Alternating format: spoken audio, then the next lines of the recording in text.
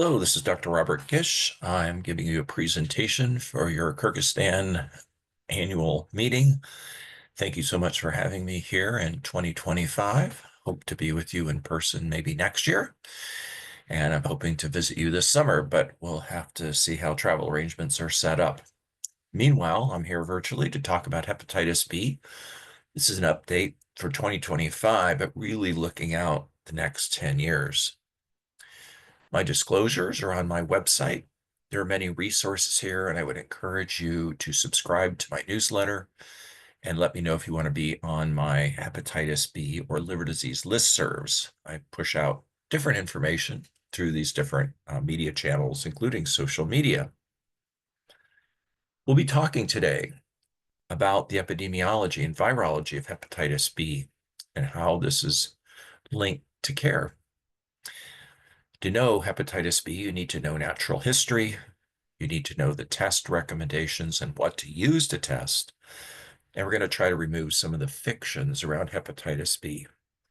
We'll briefly talk about pregnancy, liver transplant, and go into a little bit more depth about new treatments and wrap up with the 5-line guideline, how to make hepatitis B management very simple. As you know, there's around 257 million people who are surface antigen positive today. There are over 2 billion people infected with hepatitis B by core antibody assessment. We'll talk about core antibody in more detail in a moment. And you can see that there's a heavy concentration in Asia and Central Asia for hepatitis B prevalence. 2 people are dying every minute from complications associated with hepatitis B. But hepatitis B causes much more problems for an individual than this long-term risk of cirrhosis or cancer, liver failure, death, liver transplant. And that includes stigma, discrimination, extrahepatic disease, other types of cancer. This is an infectious disease, so we have many reasons to embrace the idea of treating all adults. Because of complex guidelines, the cascade of care has been a disaster. If you look at the number of people who are surface antigen positive, and the guidelines would only say 20% are eligible for treatment. The more recent WHO guidelines have taken this up to 50%, maybe 70%, but the China guidelines will take us up to over 95%, and I'll bring back that comment later. Diagnosis has been poor because of lack of broad-based population screening. The costs of screening, the operational characteristics of screening. We need rapid tests for hepatitis B specifically. So then you mix diagnosis and eligible, and then on treatment, it's a tiny fraction. In my opinion, on treatment should be 225 million people with nucleoside or nucleotide analogs. Thus, we have this huge gap of hepatitis B care compared to hepatitis C and, of course, HIV. HIV has been a major focus, many different organizations globally. And I'm very sad to say that in our political environment, the U.S. support for USAID and other organizations has dropped dramatically. This needs to change, and hopefully the pendulum will swing back. This is a complicated virus, a DNA virus, an incomplete, closed circular that goes through replication intermediates, has viral intermediates such as cccDNA, and integrates into the host genome. This virus has been in humans for over 40,000 years. 40,000 years dates back to our movement from East Africa to be spread throughout the world. Take a look at my paper published that says we are all Africans. Once we see a patient, we need to describe or decide what is the stage of their disease, risk of progression. Special topics on here include occult hepatitis B, surface antigen negative but DNA positive. Lifetime risk of death from hepatitis B is in the 25% range, 35% for men, 15% for women. But hepatitis B causes many other problems. As I mentioned, stigma, discrimination, lower quality of life, an infectious disease, thus many reasons to treat every patient who is hepatitis B DNA positive. And if you don't have DNA assessment readily available or too costly, treat everybody who is surface antigen positive. First, you need to understand the triple panel. Screen all adults with 3 tests: surface antigen, core antibody total, total hepatitis B surface antibody. So 3 tests, 3 terms. Surface antigen positive equals infection. Core antibody positive equals exposure. Surface antibody positive equals vaccine immunity if core antibody is negative. If a person is surface antibody positive and core antibody positive, we call that immune control, because core antibody indicates that person has CCC DNA in their liver. They have persistent infection, even if they're surface antigen negative. And those are at risk for occult hepatitis B, that's surface antigen negative, DNA positive. They're at risk for reactivation in the setting of hepatitis C medicines, chemotherapy, immune modulators, many risks for reactivation with the tools we have today to manage cancer, to manage inflammatory and autoimmune diseases, to manage hepatitis C. And finally, we check for core antibody because if core antibody positive, they don't need vaccine. They don't need vaccine boosting. This saves money and directs patient back to education. If a patient is surface antigen positive, you need to check for delta antibody total and quantitate hepatitis B surface antigen. Finally, hepatitis B is not curable, but we use the word functional cure when surface antigen goes negative with or without surface antibody. There is no healthy form, no healthy carrier of hepatitis B. There's no natural immunity to hepatitis B, only vaccine-induced immunity. I'm going to move a little faster now. You can have these slides to refer later, but once somebody is surface antigen positive, then I make sure they have all of these other test assessments completed. We mentioned Delta, we mentioned liver cancer risk. There's a potential overlap with fatty liver, which we call MET HBV. That's MET-HBV. You're going to definitely get full ultrasound Doppler on everybody and measure spleen and portal vein size to assess for advanced fibrosis. In metabolic disease, you can check CAP, you can look for diabetes, you can check lipids, BMI, waist circumference. By staging disease, you also need to look at alcohol history and current alcohol use. We have a blood test called PEth, P-E-T-H. This measures how much alcohol exposure patients had over the last 30 days. You think about bone health, you think about family planning. I still believe these terms are excellent. E-antigen positive, normal ALT, high DNA, that's chronic infection. Chronic hepatitis, that the enzymes become elevated, and E positive. E negative disease, normal ALT, low viral load, that's E antigen negative chronic infection.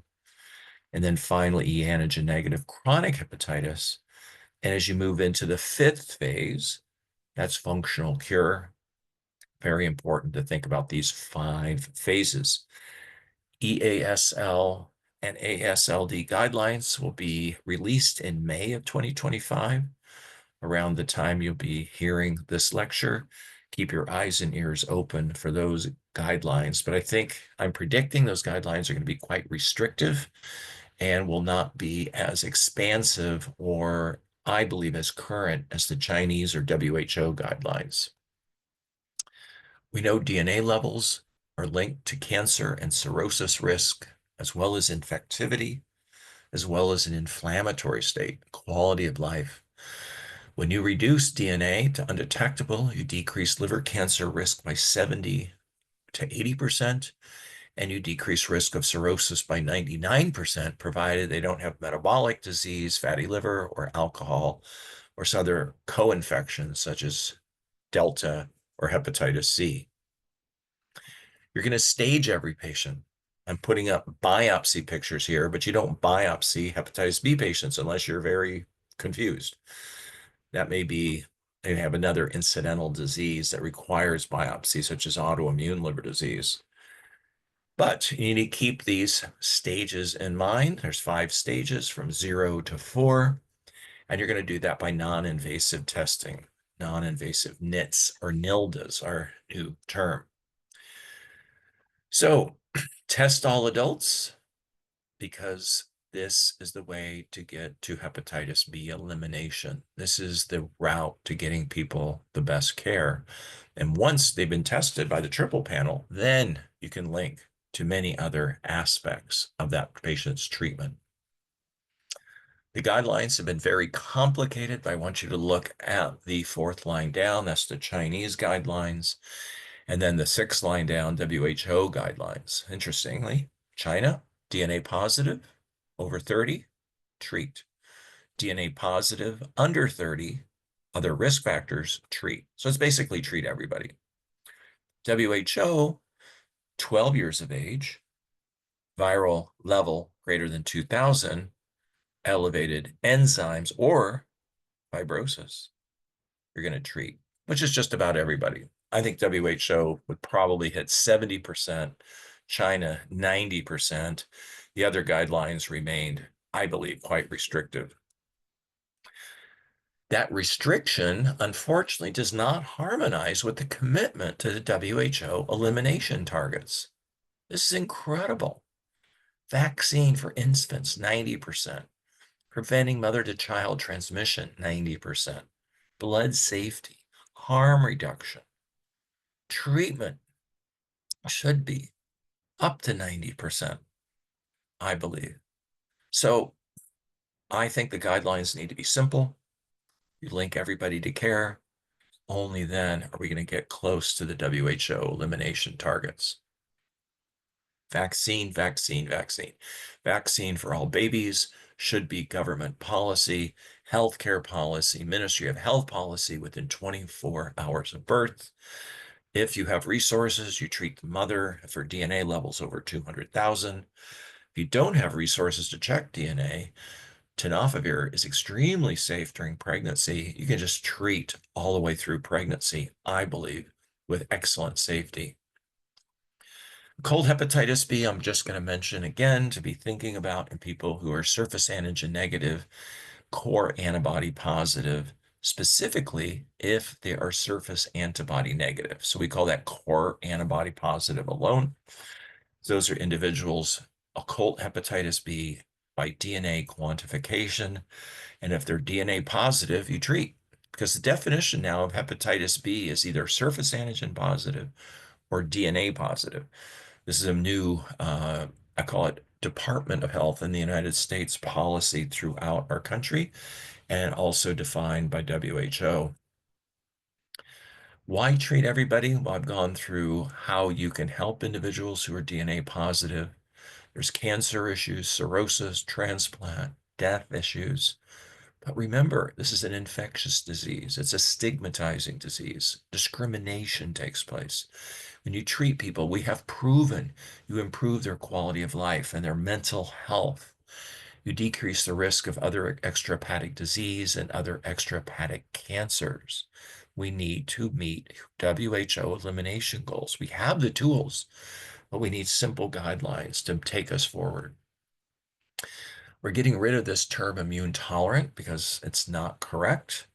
These individuals have high risk for morbidity and mortality. It's the DNA that drives this. It's not the ALT level specifically. Surface antigen quantification, I believe, is standard of care at baseline and once a year in all of your hepatitis B patients if you have access to this test. It's not much more expensive than the qualitative test. And that surface antigen level relates to cancer risk, and it tells you the natural history of hepatitis B. Are they clearing their infection on their own? Are they clearing on nukes? Or are they not clearing? And you should wait till new therapies become available. This is a very interesting graph I saw at a meeting, and it tells you where people are in terms of their viral load. It's a little bit skewed picture for a moment, but if you look at the bottom, it tells you the baseline surface antigen level, and it tells you how many people are in each of these cohorts. 1,000 is the magic number in terms of chance of clearing hepatitis B on nukes or by natural history. And you can see by adding things up here that 70 to 80% of people are over 1,000 for their quantitative S antigen. So it's a huge number of people that are in that high viral load group. So it's viral load in the sense of surface antigen. Obviously, many of these patients are often DNA positive high as well. So we're going to need new treatments to bring surface antigen down. And that's what GSK is doing with their BEPI studies. They now have a phase 3 study with induction with an interfering RNA, bringing down surface antigen 2 logs, and that may make the rest of our great new tools work better. So this is the future. Tell your patients they're not on lifelong therapy. They're on therapy until new treatments evolve. Let's make it simple. People who have hepatitis B or C have a cancer risk that's equivalent of smoking a pack of cigarettes a day. So why would we leave these people fully active in terms of viral replication? We can reduce that cancer risk by over 70% in hepatitis B and C with the C cure by treatment. The guidelines have this gray zone and have been very confusing. Many people are outside the guidelines in this intermediate or indeterminate zone, and they have a high risk of developing liver cancer as well. So let's get rid of the gray zone. Let's just make it simple. DNA positive, treat. We have the data today that we can change infectivity, cancer risk, progression risk, decreasing horizontal and vertical transmission, make things simple for our patients. Of course, we want surface antigen to be cleared, and with nukes, that long-term chance of surface antigen clearance is between 5 and 10%. Our newer treatments that are evolving, and we have 65 new drugs in development for hepatitis B, I predict the chance of functional cure will be in the 40% range. Now, the other 60% will need to remain on long-term nukes typically, but more treatments will come for those individuals as well. We do have TDF, TAF, and entecavir with a little bit of interferon use in our current practices. These drugs are excellent for viral suppression, but patients don't want to be on long-term treatment. There's a stigma that's associated with being on treatment for hepatitis B. It's different than diabetes, you're not infectious, or hypertension, you're not infectious. We tolerate long-term treatment there. The long-term treatment for hepatitis B is linked to stigma itself, and individuals, 60, 70% want finite therapy today. Well, what do we do with nukes? We talked about mortality reduction, transplant reduction, liver cancer and cirrhosis reduction. We can reverse fibrosis, but we aren't to surface antigen clearance yet. So we got that big red band in the middle. That's our near-term goal with our new treatments that are evolving. This gives you a little bit more information on this 2, 3, 5, 10% chance of functional cure, depending on the patient, their underlying categories. Pegylated interferon also has this chance of functional cure, but less than 10% long-term, including surface antigen loss, E antigen loss, and DNA negative. Long-term treatment, but we don't say lifelong. We don't say indefinite. We give our patients new hope. It says 30 new treatments. It's actually 65 new drugs are in development today. How do we choose between entecavir, TAF, or TDF? Well, TAF is the best medication, but it's also the most expensive. If you're in a resource-limited environment, entecavir and TDF can be $50 a year. That's cheaper than measuring HBV DNA quant. If you're not in this severe or moderate resource constrained environment, then I choose TAF because it has better reduction in ALT, deeper viral load reduction, I believe better cancer protection, and no renal or bone health issues. All right, let's get back to terms. In the middle here, we talk about functional cure, but let's walk down to complete cure, eliminating cccDNA, sterilizing cure, eliminating cccDNA and all integrants. So we're heading that direction, but that's going to take what we call gene silencing, epigenetic manipulations, different genetic therapies, including cleavage of cccDNA and integrants. What about stopping nukes? Patients want to stop. Can they clear after stopping? And the answer is yes, if they're in a special group. Their surface antigen is low, less than 1,000 in Caucasians, less than 100 in Asians. Now I'm saying Caucasians, but that really is adult transmitted B. And I'm saying Asian, but this is global. That is vertically acquired or childhood acquired hepatitis B. So by stopping nukes, close monitoring in the right patient, you may enhance surface antigen clearance. But this is to be cautious. There is a risk of flares and decompensated liver disease. You don't do this in people with cirrhosis, importantly. Tenofovir is interesting. It can reduce transcriptionally active viral integration. So the virus integrates, it makes surface antigen, and tenofovir can change that because the integrants are constantly evolving. There's more and less integration taking place over time, and the integrants have more or less levels of S antigen production or transcriptional activity. So you're doing more than just suppressing DNA in the blood with tenofovir. You're actually doing changes in the liver cell itself and changing the activity of the integrants. Very exciting information, in my opinion. Lots to do. So we're getting close to the end. We're currently suppressing hepatitis B. Recommendation is to treat all adults who are DNA positive and wait for new therapies. But that new therapy is coming with better functional cure, moving from 5 to 10% to 40%, I think, in less than 3 years. Maintaining surface antigen negative off treatment with HBV DNA undetectable. And of course, if people don't meet this with our newer therapies, they can go back on long-term suppression. Vaccine, vaccine, vaccine. Major strategy also to get to hepatitis B elimination. Keep vaccine as part of your tools, your armamentarium. Hepatitis B in pregnancy. Test all pregnant women. DNA positive, treat if their DNA levels over 200,000. If you can't measure HBV DNA, but the mother is surface antigen positive, it's very safe to use tenofovir throughout pregnancy. Try to give the vaccine within 4 hours of birth, but definitely within 12 hours of birth, according to WHO guidelines. And then monitor the infant after birth at 1 to 1.5 years to see if they're surface antigen positive. Don't forget Delta. Delta is for deadly. Surface antigen positive needs Delta antibody testing. This is specific for Central Asia, specific for Kyrgyzstan. Delta antibody positive, check Delta RNA quant. Delta RNA quantification now will be candidates for interferon therapy, bulevirtide. Plus, there's many new therapies moving forward in the Delta world. Bulevirtide is available in Europe under full approval.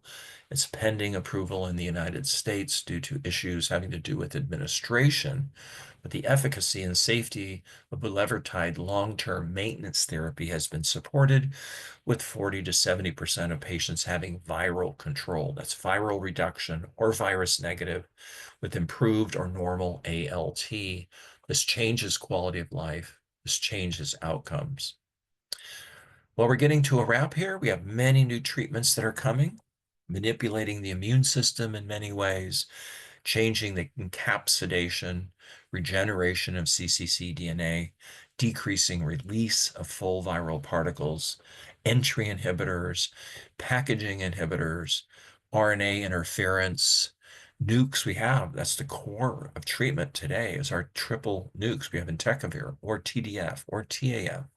And remember, 5 to 10% of patients in an ideal setting today may need to be on tenofovir and entecavir together. The pipeline is coming. 65 new medications that will lead, I think, to a much higher rate of functional cure. The data is pending, but I think by 2028, exciting changes will take place in our hepatitis B pipeline. This has to do with getting rid of HBV and vertically acquired hepatitis B to try to prevent transmission. The earlier you treat your mother with the nuke who's infected with hepatitis B, the much lower the chances of vertical transmission without HBV, provided that the vaccine is given within 12 hours of birth.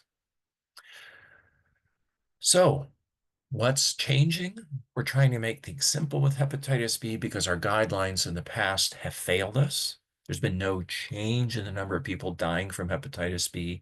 Liver cancer risk from hepatitis B has continued to rise over the last 2 decades. Hepatitis B changes quality of life through stigma, societal stigma, self-stigma, extrahepatic disease. Just remember, hepatitis B is simple, like HIV and hepatitis C. We just treat everybody. Super important issues. So finally, the 5-line guideline: test all adults with the hepatitis B triple panel, vaccinate all adults who are triple panel negative, surface antigen positive, quantitate DNA, check for delta antibody total, treat all HBV DNA positive patients. This aligns with the Chinese guidelines. And if you read the fine print in WHO, they're almost there. Let's make it simple. You're going to stage patients and decide who needs surveillance for HCC and look for concomitant liver disease, such as alcohol-associated liver disease and what we call MET HBV, metabolic disease overlapped with hepatitis B. Wrapping up just with a few pieces of information. This is using monoclonal antibodies plus an siRNA. Great excitement. Thanks for having me at your wonderful conference in Kyrgyzstan. Remember, hepatitis B, let's make it simple. And we're going to move on to exciting new things for Delta hepatitis in the future. Thank you so much.